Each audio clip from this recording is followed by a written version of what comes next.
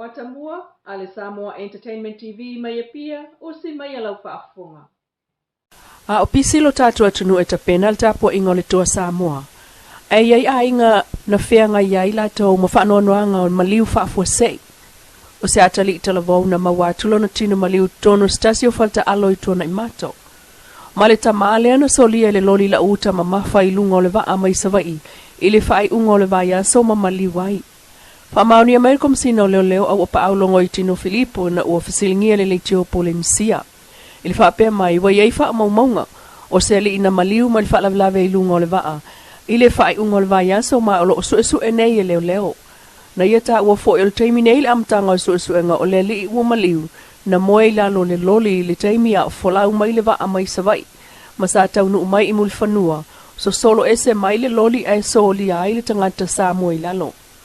E masalomia le Leilua le aveta avale se isi lai moe lalo le loli e pei ona ta ua le fionga le komsina amtanga luengo leo. Pei tai, ua whaia iai su enga le teimi nei. Mai tawina e masani ai lava i au whai ngā luenga i lunga o vaa nei e whela ua iai ta avale e la tau te tu upoloka i tu o pa ua ta avale o lo o malanga i lunga o vaa e ta ofi ai le fesolo ai i taimi ua malanga le vaa. Ai mai se o so se ta avale ua tu ilo na tulanga mo le i tula a toa e malanga ai e au fia ai maloli te tele.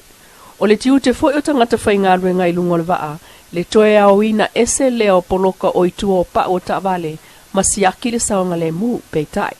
Sa maasani ai foi ona wha mamalu le wha asao na no nofo ni pasese i vaenga o lo tutu ai ta avale.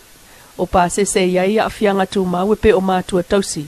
E malanga wha atatau lava na a inga i taimi o vaa o lo o iai lifi e avato i tangata mātutua po o lato e iai a fianga tu mau le vaenga o le vaa ino nofo ai pasese. Pei tai. O isi va ala uta pe o ta avale o lo malanga wha atasia i lava ma pasese. O le isi le tiu te wha pitoa o tangata whai ngā luenga i lunga o vaa o le saonga le mua o pasese ma le au vaa. O le mamoe i lunga o vaa o le mapusanga le o leisi pasese e ma ivasa o le ta oto i fo i lalo po o fea lava o lunga o le vaa e ta atia i fo ai. Peitai, o taimi e whai ia o ngā au vaa o so se vaa. O le itu sili lea o na abe iai le lato whataua o le saonga le mua i lunga o le vaa ma so i fua tangata wa i lalo le lato vainga. Sao no le fionga le komsina o leo le sunga au pa au. O lo whaia su e ngā leo le wha lavelave lea mai lunga o le vaa i le whai unga o le vai aso. Wa maliu ai le pasese na moe i lalo le loli so solo atu le loli ma soli ai. I se wha mamonga ma lipo te whakatau sanga yu Leilua o lua tasi a uni lua o lua. Ari komisio toi fuata ina o tulafono a Samoa. O lo wha mawina ai le whaia i le fionga le tamaitai pālami a fia mena o mimta afa. Loia sili mar kapeneta ni ngā ruenga whaatino whaopopo. E pei o le tāl sanga le ofiso loia sili. Mo se fsosoani al komisio toi fuata ina o tulafono a Samoa. Ile mai ane ai ul whai ngā palo talau tele lua o lua tasi mo le whaatino ina lea. Oni suenga. Mani ilo ilonga ni ta upu wa leto e mo mia. O nei ngā luenga fsosoani sa wha mai a umai tono le tau sanga le nei. O le lona lua i o ngā luenga whaopopo. O le toi ilo ina leo tulafono tau whanua. O le nei ngā luenga sa tu ina mai le official loia sile whaatino aini suenga. Ma ilo ilonga tāla whea ngai mo tulafono tau whanua. Ma o atuai ise tūlanga e ono tūsia ise tuunga o ngā luenga whaatino pe a tāla whea ngai. Sa mana ia nei ngā luenga tele ma fuafua i tu i tonu al fuafuanga au tasi al komisi e le lua whenua tasi lua o lua lima. Ei tai, e o mail teimi nei, e le ia ise tuunga o ngā luenga whaopopo o tu whaatasina pe tau lima ina foi mo le nei mta upu. O le isi ngā luenga e tolu i ngā luenga whaopopo o lo tonu wha maunga le reporti whaatausanga o le tu atu lea o se whautuanga le ofiso tulafono whanua maswafa lua o lua.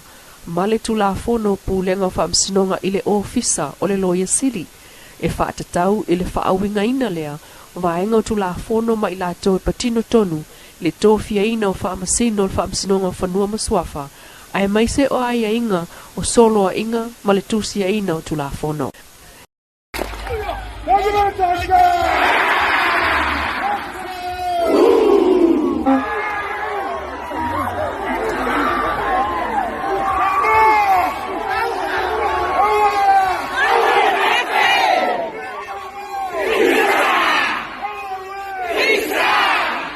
Le maloa ia o le toa Samoa ila na tālonga whaita wina ma le siampini o lolangi le ipola kapiliki lo o lua au se talia. O le malo le ilmita mtanga o le tangata Samoa o ia o se Samoa. O le manu malo le toa Samoa le file mu ma le toe au mai whaatasi o tangata anu u Samoa ile la lolangi le taimitasi. Na saunua ia ile whailotu le apia paka Reverend Salisulu e tatala ai tapo inga ile vavea o le usana te nei.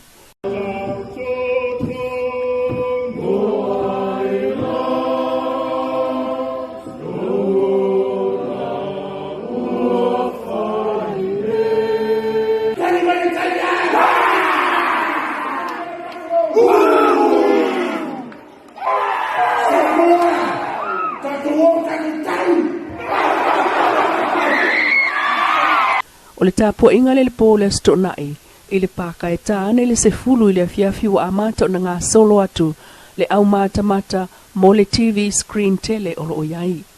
O mātua ma whanau, o a inga maolato to whanga wa matua si atu lava e fola il malai, e tō whawha ma whaatalitali ai le tāo le lima ile vabeao. Fitu i tu la po a toa to tele o tapo inga il malai le imomoe. O moni ngā fua, ma tau fetulinga o le au wha le lea fua na wha awa watu le alkalapu i le nava veao. E iai a inga na matua si e tu lavalta ai ngā whalasaina, ma alunga, o isi al watu lavalta ngāta malana papalau whala. Moli mawina foi, le iai whaatasi lava, ma le fionga i le suipa ale mia mai le fiafi malon faltua, le fionga le tinu u Wayne so o yalo. O le fionga le min staff so ta inga, ma le fionga atoe lupe, po muli nuku o ne semo, mama ave ese o le paia ma le mamalu o Samoa, na au fia whaatasia i le paka, i le vaveawa nafi. Le umane o le afa mua e le itau ai le toa pe lava o le toa Samoa lai malo i le loto te tele o tapua inga, sa mamau lava ono sae ma whaatatali pe i le afa mulimuli. Luai, trying ball, Talangi, he goes tall, Samoa will get there first, the crowd's into the game, Mitchell wasn't able to intercept, 6 points to 6, Mal Meninga's Kangaroos, intercept, Crichton chased by Munster, he's amazing, Stephen Crichton has his Old Trafford moment. Mamoli mawina ai le launta si o tangata Samoa umalaulangi a langa le manu malo le toa e ala i le whaafitai i le atua le maafitanga Samoa umamal Pasifika i le alava taimi atol ta longa Australia tolu sifulu toa Samoa sifulu. Samoa Entertainment TV mai pia mana tamua le nei fo iaso. Papoponga le aswata au de alofo le atua ai faso i fuaya.